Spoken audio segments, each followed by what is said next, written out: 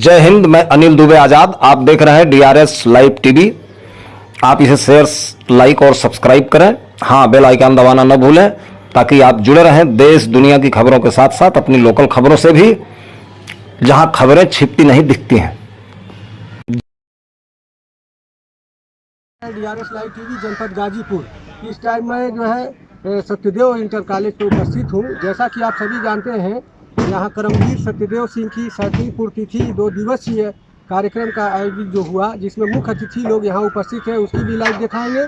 और यहाँ पे काफ़ी संख्या में लोग रहे उपस्थित, उसकी भी दिखाएंगे। आप देख रहे थे कैमरामैन राजेश विश्वकर्मा के साथ मोहम्मद कादिर की रिपोर्ट। बहुत प्रभावित हूँ यहाँ की इंफ्रास्ट्रक्चर, यहाँ की कठिन और जिस तरह राष्ट्रीय संगोष्ठी में उनका प्रासंगिक विषय का चुनाव हुआ है, जो कि आज की बहुत ज़्यादा पूरे परिवार को बधाई देती हूँ और आयोजकों को इसके लिए बहुत बहुत बधाई और शुभकामनाएं देती हूँ कि भविष्य में भी इसी तरह निरंतर शिक्षा के पद में सत्यदेव ग्रुप ऑफ इंस्टीट्यूशन। मंच से आपने बच्चों को काफी नसीहत दी है, क्या था? मंच से मैंने नसीहत दी है, जो मेरा अपना अनुभव रहा है कि आजकल के समाज में, क्योंकि हम ज़्यादा से ज़्यादा डिजिटल होते जा रहे हैं, बच्चों का बहुत समय पढ़ाई के अलावा भी मोबाइल्स पे बिताते हैं और मोबाइल पे बहुत ज़्यादा बिताने से कई बार आँखों में प्रॉब्लम होती है, आँखों में प्रॉब्लम होती है। तो आज के बच्चे इतना ज़्यादा डिजिटल मीडिया पे अपने को रखने के काबिल अपने शरीर को बना सकें, इसके लिए उनको निरंतर योगाभ्यास और इसके फिजिकल जो भी एक्टिविटीज़ हैं उनकी अति आवश्यक है।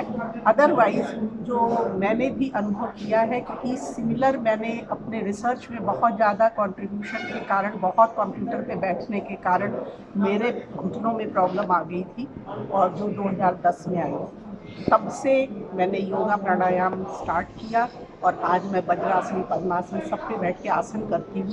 तो शायद उस मुश्किल से मुझे योगाभ्यास ही निकालता है। तो इसीलिए मेरा बच्चों को ये संदेश था कि बच्चे पढ़ाई के साथ साथ अपने स्वास्थ्य पे भी निरंतर जागरूक रहें, क्योंकि आज के परिप्रेक्ष्य में स्वास्थ्य की जागरूकता और ज़्यादा इम्पॉर्टेंट है, क्योंकि उनको लंबे समय तक कंप्यूटर पे बैठना है, लंबे समय तक मोबाइल पे कार्य करना है। आज की शिक्षा काफ़ी डिजिटल प्लेटफॉर्म पे बेस्ड है, उसको हम अवॉइड नहीं कर सकते। अगर हमें कम्पीट करना है तो डिजिटल मीडिया की भी शिक्षा के जितने भी आयाम हैं उनको अपने में यूज़ करना पड़ेगा, लेकिन उसके साथ साथ वो उसके साइड इफेक्ट से बच सके, इसलिए उनको छोटे पद से भी हमें शिक्षित करना पड़ेगा कि वो स्वस्थ रहे और निरंतर अपनी शिक्षा में आगे बढ़े अपने उत्तम स्वास्थ्य के साथ। Thank you ma'am.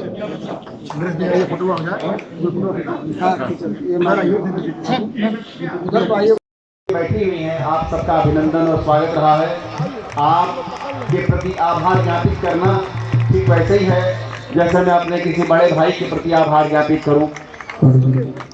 इस मंच पर विद्यमान मेरे स्वस्थ शरीर और स्वस्थ मन का विकास करें, तो निश्चित रूप से एक योगी का आशीर्वचन भी, यहाँ योगी का आशीर्वचन बहुत जरूरी है। इस परिप्रेक्ष्य में मैं आग्रह करूँगा कि आदरणीय परम श्रद्धेय दुनिया के गीता के बड़े मर्मज्ञ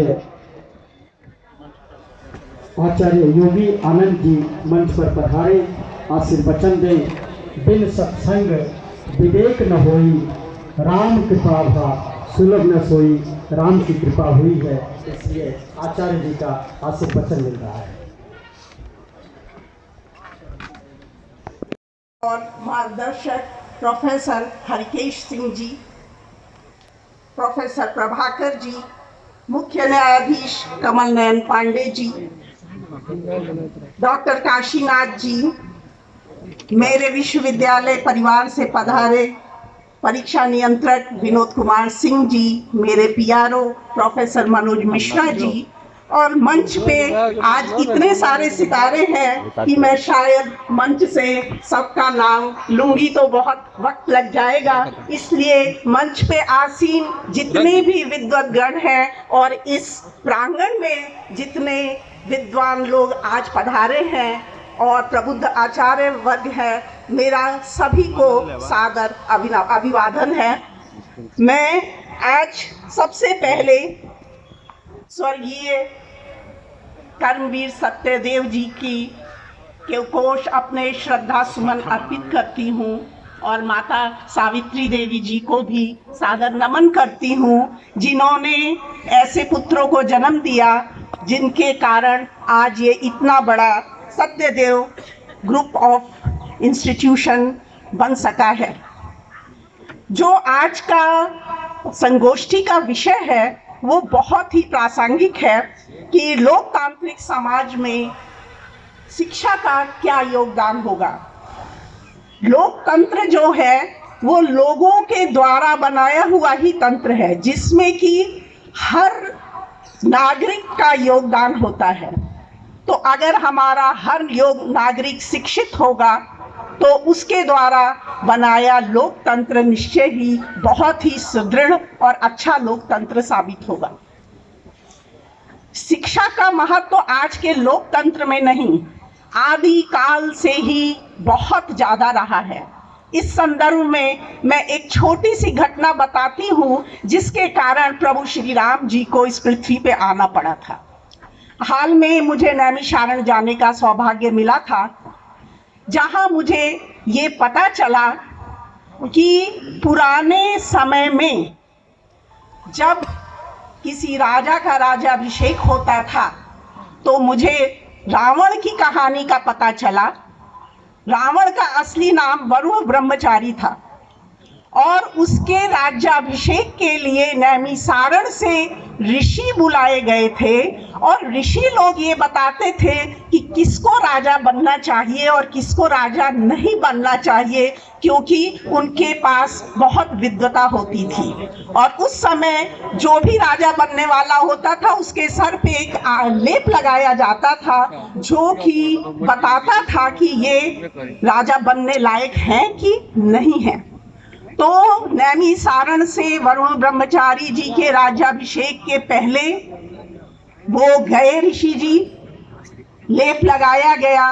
तो जिन्हें हम आज रावण के नाम से जानते हैं, तो ब्रह्मचारी जो ऋषि थे उन्होंने मना किया कि ये वरुण ब्रह्मचारी राजा बनने योग्य नहीं है, क्योंकि इस लेप से ये सिद्ध हो रहा है कि ये विद्वान है, सब कुछ है, लेकिन इनका चरित्रवान ये नहीं है। और जब तक चरित्रवान राजा नहीं होगा तब तक अच्छे राष्ट्र का निर्माण संभव नहीं है। इसके आगे की हम सब कहानी जानते हैं कि रावण ने क्या किया और क्यों प्रभु श्री राम को इस धरा पे अवतरित होना पड़ा और रावण का नाश करना पड़ा। तो शिक्षा का महत्व राजा चुनने में प्राचीन काल से रहा है, आदि काल से रहा है। आज हमारा समाज, हमारा देश लोकतंत्र है, तो लोकतंत्र में हर व्यक्ति की, हर नागरिक की शिक्षा और चरित्र का होना अत्यधिक आवश्यक है। किताबी शिक्षा एक और है जो हमें रोटी कपड़ा और मकान दिला देती है, लेकिन हमारे चरित्र का निर्माण भी आज की शिक्षा में जुड़ा होना चाहिए। हमारे जितने शिक्षक संस्थान हैं उनमें ये एक प्रयास होना चाहिए उनका कि वास्तविक शिक्षा, वस्तु की शिक्षा देने के साथ साथ हर नागरिक का चरित्र इस तरह से डेवलप किया जाए कि हर नागरिक चरित्रवान हो और एक चरित्रवान नागरिक ही एक सुदृढ़ लोकतंत्र का निर्माण कर सकता है। तो मैं इन्हीं शब्दों के साथ अपनी भाषा को विराम देती हूँ कि चरित्र और शिक्षा का एक सुंदर समन्वय होना ही एक सुदृढ़ लोकतंत्र की ओर इंगित करता है। यहाँ पे बहुत सारे छात्र मौजूद हैं, उनके लिए भी मेरा एक संदेश है कि अच्छी शिक्षा और अच्छा चरित्र दोनों तभी बन सकता है जब आपके पास एक स्वस्थ शरीर और स्वस्थ मस्तिष्क हो। स्वस्थ शरीर के लिए और स्वस्थ मस्तिष्क के लिए खाली किताबी ज्ञान, मोबाइल पे 24 घंटे रहना, सुबह 10 बजे सो के उठना, इससे आपका शरीर स्वस्थ नहीं रहेगा। मेरा सब छात्रों के लिए संदेश है कि प्रातः काल उठे, योग को अपने जीवन का अभिन्न अंग बनाएं, जिससे आपको डॉक्टरों की कम से कम जरूरत पड़े। एक स्वस्थ मस्तिष्क, एक स्वस्थ शरीर लेके आप एक स्वस्थ और सुदृढ़ भारत का निर्माण करने में हमारे प्रधानमंत्री जी के सपने को साकार करें। जय हिंद, जय भारत। नाम मैं नहीं ले रहा हूं समय की कमी के कारण। मैं समस्त अपने मंचासीन और मंच के सामने जितने हमारे सम्मानित हमारे श्रेष्ठजन बैठे हुए हैं उनको मैं प्रणाम करता हूं। हमारे यहाँ पर जो मातृशक्ति है उनको प्रणाम करता हूं। मीडिया से आए हुए बंधुओं का, अपने क्षेत्र की सम्मानित जनता का बहुत बहुत प्रणाम करता हूं। यहाँ पर जो निहाल हमारे बच्चे बैठे हुए हैं उनके लिए बहुत बहुत शुभकामनाएं, आशीर्वाद। बात हो रही थी कि एक राष्ट्रीय संगोष्ठी की, मेरा थोड़ी सी समय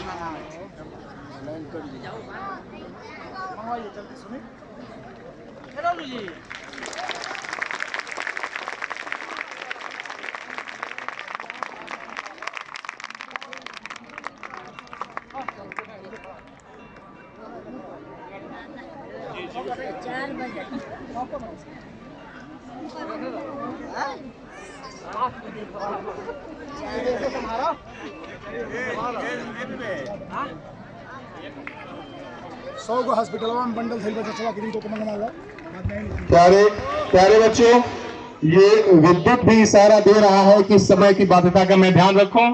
जो ये राष्ट्रीय संगोष्ठी है कि लोकतांत्रिक समाज के विकास में शिक्षा व्यवस्था के सरोकार। यहाँ दो वर्ग बैठा हुआ है जो काफी लोकतांत्रिक व्यवस्था का अंग रह चुका है, समाज का अंग है। एक ऐसा वर्ग हमारे प्यारे बच्चों छात्रों का है जो आने वाले भविष्य की हमारी समाज के लिए है। बात इसमें है कि इस लोकतांत्रिक व्यवस्था कैसे अंग है। सिर्फ 1 मिनट समय लूंगा। इसके लिए हमें शिक्षा लेना जरूरी है, शिक्षित होना जरूरी है और इसके साथ साथ हमारे मानवीय मूल्यों का होना जरूरी है। प्यारे बच्चों जो यहाँ बैठे हुए हैं, मैं 2 चीज आपके लिए सिर्फ कहूंगा कि सफलता किसी भी सुविधा का मोहताज नहीं होती है। अपने जीवन में ध्यान रखिएगा, सफलता किसी भी सुविधा का मोहताज नहीं होती है। यह सफलता क्या चाहती है? परिस्थितियां ऐसी होती हैं कि संगीत के कलाकार कल से ही हैं और कल से वादा है कि अतिथियों के सामने हम करा देंगे आपका एक कार्यक्रम। एक पिताजी के ऊपर एक आदरणीय मिश्र जी ने, MD सिंह जी ने कविता लिखी है, जो होम्योपैथिक की चिकित्सक हैं। उस रचना को आप सुना दीजिए। बंटी वर्मा जी एक अपनी बात सुना देंगे आप। बस दोनों लोगों को 3-3 मिनट 4-4 मिनट का समय है। धन्यवाद आपका।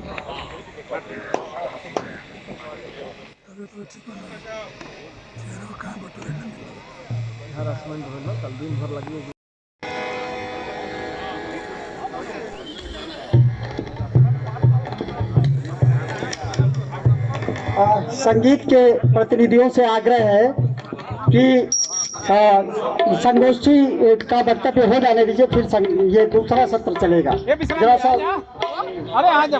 बाद में हो जाएगा। मैं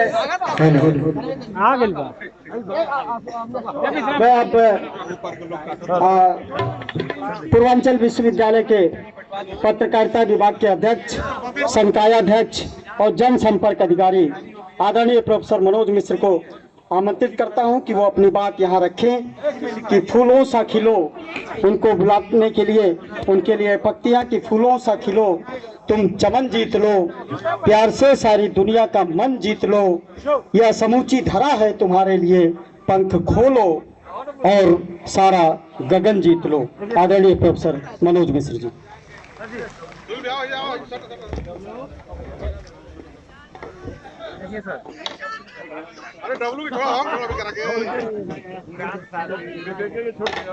परिवार को भी सम्मानित किया गया।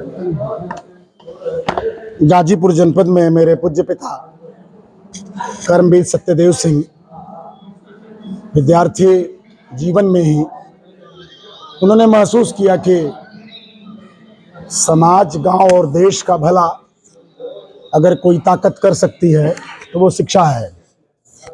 आज़ादी के बाद 1950 में उन्होंने इंटरमीडिएट कॉलेज की स्थापना अपनी जन्मभूमि सागापाली में किया, जो उस इलाके का और गाजीपुर जनपद के जो प्रथम 10 कॉलेजेस होंगे इंटरमीडिएट कॉलेजेस, उसमें श्री गांधी इंटरमीडिएट कॉलेज है। बाद में उसी के संस्थापक प्रिंसिपल के रूप में उसको उन्होंने आगे बढ़ाया। इलाहाबाद विश्वविद्यालय के छात्र थे। डॉक्टर राम मनोहर लोहिया से पूरा जीवन प्रभावित रहा। 1991 में रिटायर होने के बाद हम लोग अभी पढ़ाई में थे। अभी मैं पीएचडी का छात्र था, बड़े भाई भी पढ़ाई में थे, कोई नौकरी में नहीं था। लेकिन जब हम दोनों लोग प्रोफेसर हो गए और जिम्मेदारियों से उन्मुक्त हुए तो उन्होंने परिवार में एक संरचना की बात की कि उच्च शिक्षा के माध्यम से कोई भी कॉलेजेस, पीजी कॉलेज के अलावा, मऊ के डिग्री कॉलेज के अलावा, बलिया के अलावा, रसड़ा के अलावा, सरकार के कॉलेजों के अलावा कोई कॉलेज प्राइवेट कॉलेज नहीं था। आप अध्ययन करेंगे सन 2000 के पहले तो सागापाली के 40-45 किलोमीटर के एरिया में कोई बेटी, उसी बेटी का पढ़ाई हो पाती थी पीजी कॉलेज में जिसके माता पिता वकील मास्टर होकर के गाजीपुर में घर बनाए थे। आज से 25 साल पहले बेटियां पढ़ती नहीं थी, लेकिन पिताजी ने 2000 में डिग्री कॉलेज की स्थापना डॉक्टर राम मनोहर लोहिया के नाम पर अपने पूज्य गुरु को श्रद्धांजलि भी दिया और एक कॉलेज की स्थापना किया जो आज BA, BSc, MA, BEd, BPEd और बीटीसी के एक अच्छे कॉलेज के रूप में, पुराने कॉलेज के रूप में 25 साल से वहां के जनमानस में खास करके बेटियों के लिए सबसे प्रिय संस्थान है जो समाज का भला कर रहा है। थोड़ी ताकत बढ़ी हम सबकी, दोनों भाइयों की भी बढ़ी। तो इंजीनियरिंग शिक्षा के लिए गाजीपुर जनपद में कोई संस्थान नहीं था, प्राविधिक शिक्षा का पॉलिटेक्निक कॉलेज। उन्होंने उसे सोचा, हम दोनों भाइयों ने सोचा कि पिताजी के नाम पर ही इन संस्थानों की रचना होनी चाहिए, क्योंकि हम दोनों भाइयों के जो गुरु थे वो मेरे पिता थे। पिता तो थे ही, गुरु भी थे, क्योंकि उन्होंने जो सिखाया पढ़ाया उसी को लेकर के हम आपका प्रणाम करते हैं, चाहे आपको बुलाते हैं। और उन्होंने कहा, इस बात की आपत्ति की कि नहीं, हमारे नाम पर नहीं होना चाहिए। फिर हम लोगों ने कहा कि नहीं, आपकी जो चेतना थी उसमें अपने गुरुओं को श्रद्धांजलि थी, चाहे गांधी को थी, चाहे लोहिया की, लेकिन हम लोग पिताजी के नाम पर करेंगे। यहाँ पर 2010 में सत्यदेव पॉलिटेक्निक कॉलेज बना, उसके बाद degree college Satyadev degree college बना। सत्यदेव कॉलेज में इस समय BA, BSc, BCom, MA, MSc, MCom के साथ ही बीटीसी, बीएड और इस वर्ष एलएलबी का एक संस्थान सत्यदेव लॉ कॉलेज के नाम पर आपके साथ ही बन करके वो तैयार है। मान्यता उसकी आ गई है। मैंने पहला सत्र इस साल लॉ का भी हम शुरू कर लिए हैं। नर्सिंग के क्षेत्र में बीएससी नर्सिंग है, जीएनएम का प्रयास हो रहा है, आ जाएगा। तो कोविड काल में हमने महसूस किया था कि बेटियां नर्स के रूप में डॉक्टरों से ज्यादा उपयोगी हैं। कभी कभी ऐसी परिस्थिति होती है कि नर्स की भूमिका डॉक्टर से बड़ी हो जाती है। विपत्ति के समय में हम लोगों ने महसूस किया, खास करके जिन झोला छाप डॉक्टरों का हम विरोध कर रहे थे, वही झोला छाप डॉक्टर भारत की इस विपत्ति के में रक्षक बनकर के सामने खड़े हो गए। बड़े बड़े डॉक्टर एमबीबीएस, एमडी, एमएस जब हम लोगों के साथ खड़े नहीं होते थे, और सत्यदेव कॉलेज तब केंद्र भी बना था कोविड का, तो हम लोग उस समय डीएम को, गाजीपुर के जिलाधिकारी को, बलिया के जिलाधिकारी को आर्थिक रूप से भी मदद किए, मास्क बंटवाए, सैनिटाइजेशन करवाए, या जो कुछ भी हमारे संस्थान से ट्रस्ट से बन पड़ा किए। राम जन्मभूमि के मंदिर के निर्माण में भी सत्यदेव ग्रुप ऑफ कॉलेजेस के ट्रस्टों के द्वारा जो भी बन सका भगवान श्री राम के चरणों में समर्पित किया गया। हमें इस बात की खुशी है कि यह परिवार, सत्यदेव परिवार आज बढ़ा है। आप सबकी शुभकामनाओं से और समाज का भरोसा बढ़ा है। हम खुद भी ईश्वर से प्रार्थना करते हैं कि जिन उम्मीदों को, सपनों को लेकर के एक अभिभावक अपने बेटों के साथ देखता है, उसे मेरे पिता पूरा करना चाहते थे। वो सपने निश्चित अधूरे हैं। अभी भी बेरोजगारी, भी लोगों को शिक्षा नहीं मिल पा रही है, तमाम तरह की दिक्कतें हैं। तो हम और हमारे बड़े भाई दोनों मिल करके इस काम को, जो कुछ भी हो सकेगा गाजीपुर जनपद में एक नैतिक, चारित्रिक और सांस्कृतिक मजबूत शिक्षा की व्यवस्था करेंगे। पूज्य पिता के नाम पर 2 दिन सेमिनार, संगोष्ठी का आयोजन हुआ। बहुत सारे राजनीतिज्ञ, अतिथि, मंत्री, साधु, महात्मा, विभिन्न वर्गों के लोग, कोल भील शहीद परिवारों के लोग, निःशक जन, बहुत तरह के लोग आए। उनका आशीर्वाद मिला। जो कुछ भी हमारे ट्रस्ट से बन पड़ा उसको बनाने की हम सब ने कोशिश की। हमें यह विश्वास है कि आप सबके मार्गदर्शन में, आप सबकी शुभकामनाओं से गाजीपुर जनपद में एक बेहतरीन शिक्षा का विकल्प सत्यदेव कॉलेज रहेगा। आप सबका बहुत स्वागत, बहुत अभिनंदन।